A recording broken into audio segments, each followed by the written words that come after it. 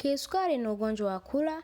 Unapokula kuna mfumo mama kwa binadamu wote ambao unaitwa ni mfumo wa mmeng'enyo wa chakula. Mfumo huu una utumbo mpana na kuna utumbo mwembamba.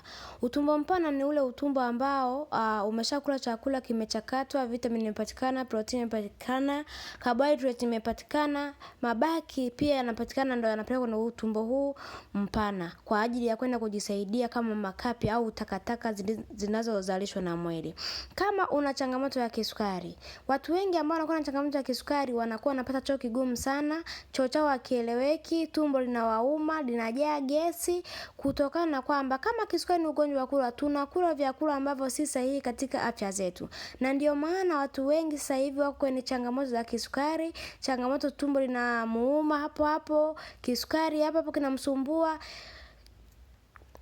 Hatufuati maelekezo ya mwili unavyotakiwa, kwa sababu unakula chakula ambacho haupati vitamini yoyote au kirutubisho chochote kwa ajili ya mwili, zaidi ya kwenda kuharibu seli za mwili, zaidi ya kwenda kuharibu kinga ya mwili na kuanza kushambuliwa na magonjwa ambayo sio ya kuambukizwa. Leo Madam Priska nimekuja na suluhisho la changamoto ya kisukari, lakini vile vile kwa watu ambao wanasumbuliwa na choo ni kigumu, hawapati choo kabisa na changamoto ya kisukari, matibabu yapo ambayo yatakusaidia kurekebisha mfumo wa mmeng'enyo wa chakula pamoja na kuondokana na ugonjwa wa kisukari. Nitafute sasa nikusaidie.